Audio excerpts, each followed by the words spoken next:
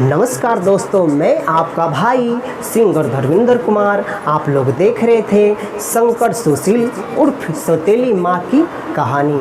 तो आप लोगों ने अभी तक के भाग 9 देखे हैं, तो लीजिए आपकी स्क्रीन पे हाजिर है भाग 10। मालिक जी,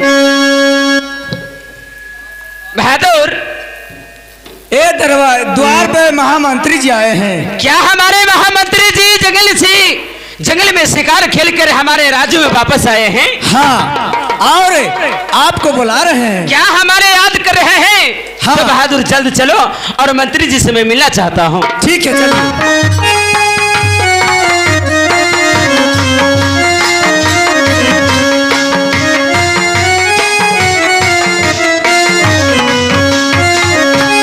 मंत्री जी, अब जंगली से शिकार खेल के हमारे राज्यों में आए हैं। हाँ, तो सुनिए, आपसे कुछ मैं कहने के लिए चाहता हूँ, ध्यान से सुनिए। ठीक है, सुनाइए।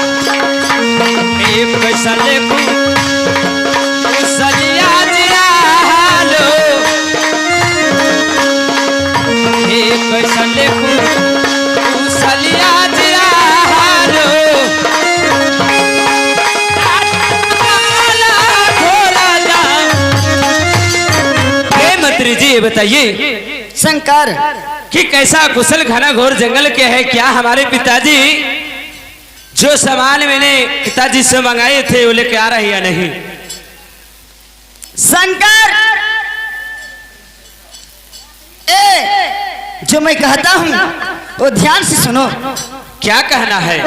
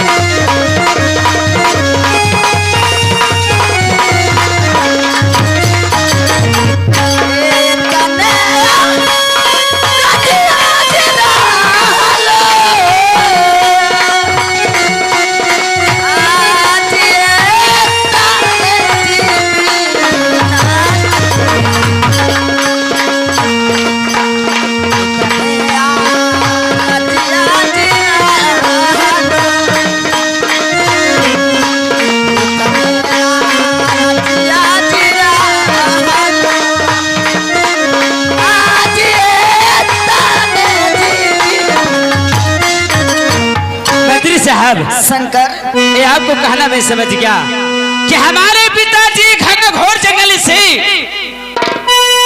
हमारे पीने के लिए शरबत ये भेजे हैं। हाँ महाराज शंकर, यदि हमारे अपने हाथों से पिताजी भेजे हैं इस शरबत के तो अवश्य मैं पीऊंगा। लो लाइए शंकर। मंत्री जी लाइए। और मैं जाता हूँ।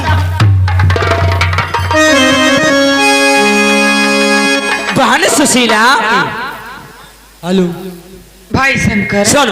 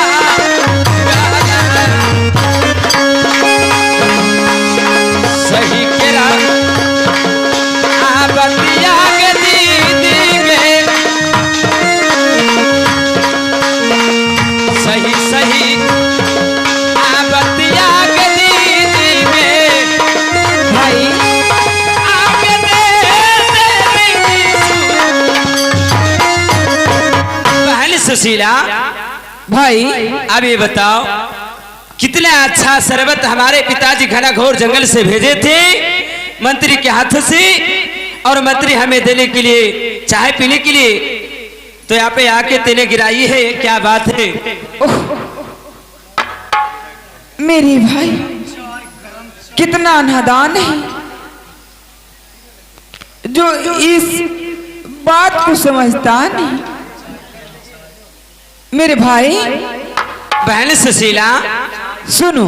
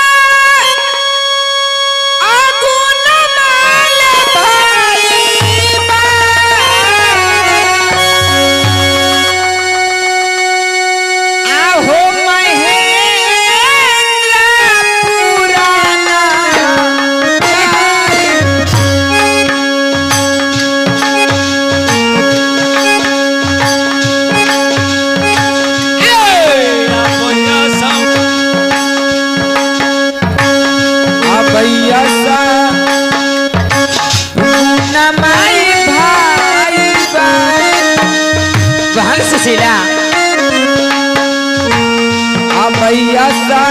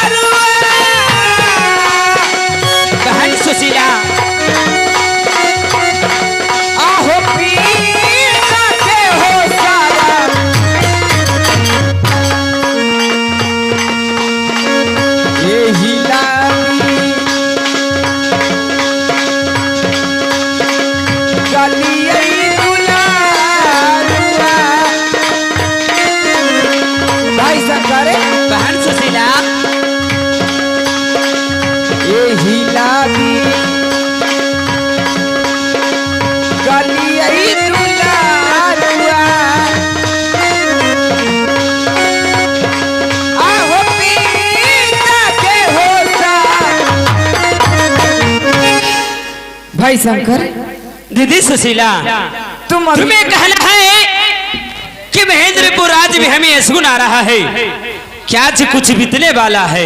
हाँ भाई इसीलिए तेने शरबत की गिराई है। हाँ चलो कोई बात नहीं, चलो। यदि ऐसा बात है तो ठीक है। चलो चलो रंग महल में चल के सोच विचार करता हूँ। चलो।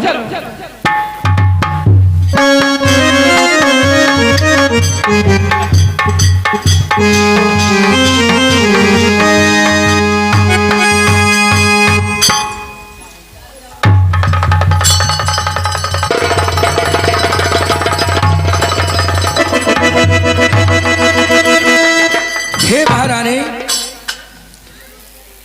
ये हमें महेंद्रपुर का आधा रास्ता हम लोग आ गए हैं। अच्छा, और कुछ दूर और बच रहा है। कुछ दूर और बच रहा है। चलिए आइए। चलिए प्रदीप।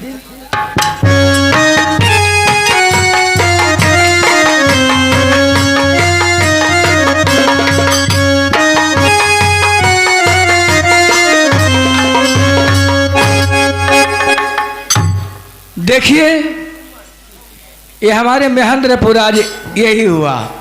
क्या महेंद्रपुर आज ही हुआ? हाँ, ये बताइए पतिदेव कि इस महेंद्रपुर राज में कोई रहते कि नहीं? नहीं नहीं नहीं, महेंद्रपुर राज में, हमारे राज में सब लोग हैं।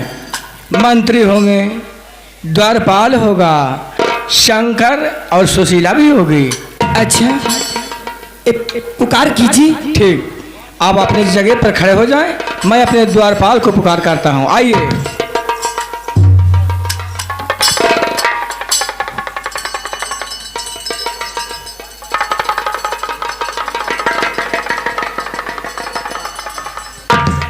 द्वारपाल, और द्वारपाल। प्रणाम मालिक जी। जीते रहो बहादुर, मस्त रहो। मस्त ही है, अच्छा हो ना? एकदम बहुत बढ़िया। किसी प्रकार को दिक्कत नहीं ना है? कहीं के गेलो तो दिक्कत को चिराते है। बहादुर, मैं क्या कहूँ, शिकार खेलने के लिए गया, कुछ दूर चला गया, इसलिए हमें लेट हो गया। जी, तोरा आशा में हमें अब द्वारिये पर बैठा ला लिए। खड़े हो जी। बेटा शंकर ठीक है ना? सब बढ़िया। सुशीला ठीक है ना? सब। और ये बतलाओ कि मंत्री साहब आया है?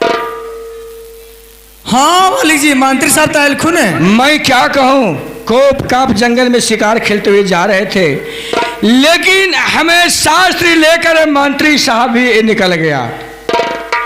अच्छा, उससे बाद में मैं बतलाऊंगा। जाके, अरे इधर आओ जी। तुमने क्या मंगाया था? माउग सा माउग मंगाई ले मालिक जी। मौग लैलू है। अरे खिलौना ना कौन पागल, तो वही खिलौने में ना होला। डॉल, डॉल अंग्रेजी में शुरू कहते हैं लोग। डॉल, डॉल माने गुड़िया होती है जी। मैं लेते आया हूँ तुमको लिए। तो हम इंग्लिश में हम जाना नहीं जानते हो ना मालिक। क्या देखना चाहते हो उस गुड़िया को? देखोगे? लैलू है। हाँ लाया हूँ। करने मालिक जी, करने रख लो। तुम्हें देखना है, खेलना है तो अच्छे तरीका से खेलना है और देखना है, समझा जी। अनसन नहीं बोलना है, नहीं कुछ करना है, खेलना है। बोला भी आखे। अरे सब कुछ बोलेगा, सब कुछ करा खे। जैसे तुम करोगे वैसे वो होगा। जैसे करवे से करवाई थी। तुम जैसे करोगे जी, वैसे वो होगा। हो जाएगा वैसे। हाँ, देखा थी ना मालिक। करने आओ इधर आओ। करने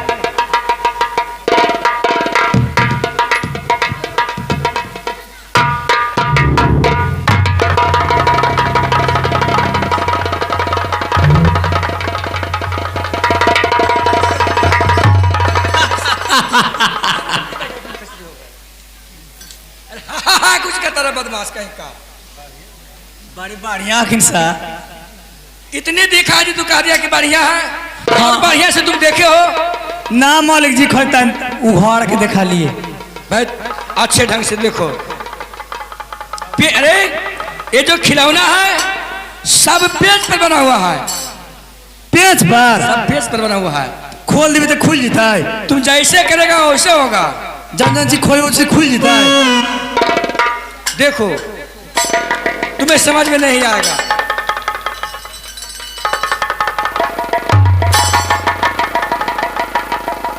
अरे ये खड़ा हो गया ऐसे, ये फिर गिर गए मालिक जी।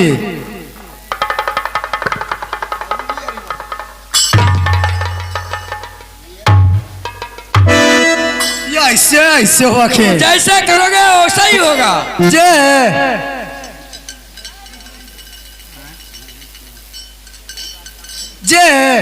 जैसे कर वैसे हो जाता है। अरे क्या देखना है, देखो ना बदमाश।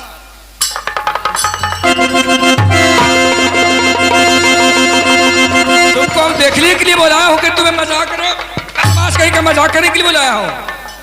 मजाक कर लिया है, हम तो खाली के बढ़िया गुड़िया है तो चुम्मा लेके देखा। अच्छे ढंग से देखो, और ऐसे तुम्हें दुपट्टा हटा कर देखना है तो दुपट्टा हटा कर भी देखो। नीचे से कि ऊपर से? ऊपर से। ऊपर से? हाँ। हमारा मान वाली नीचे से ना, तो आपने ना कहा कि मौलिक की जैसे माने वैसे देखना। अरे खिलौना ना है बहादुर, तो मानो खिलौना तो मानवा है जैसे नहीं देखवाए, ऊपर से देखिए।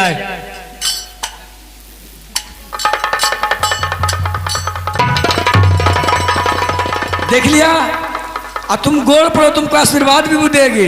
जे तब गोड़ पड़ी तो आशीर्वाद मिल जाता है। आशीर्वाद भी देगी।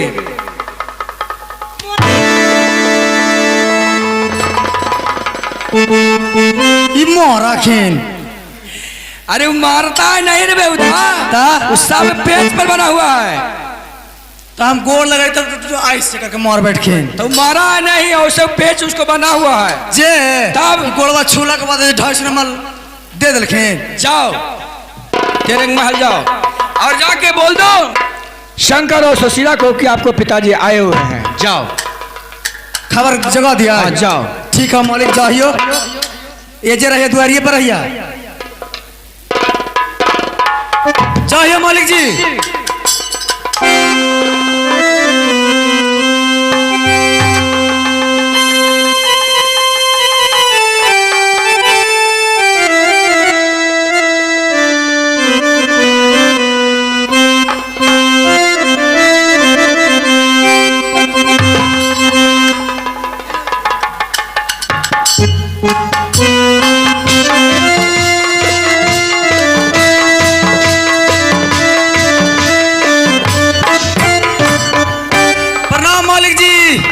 प्रणाम दीदी। क्या बात है दरबान? मालिक जी आ गए खून।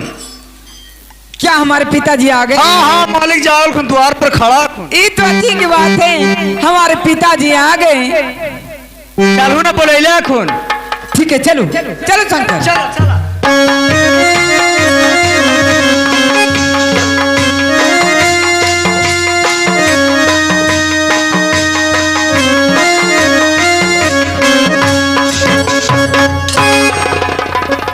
सदा सुखी रहो बेटी, सदा खुश रहो। नमस्ते, प्रणाम। मैं सिंगर हेमा कुमारी। अगर आप चाहते हैं कि जियो बोका म्यूजिक का वीडियो सबसे पहले आप तक पहुंचे तो हमारे चैनल को सब्सक्राइब करें और बेल आइकन को दबाना ना भूलें। धन्यवाद।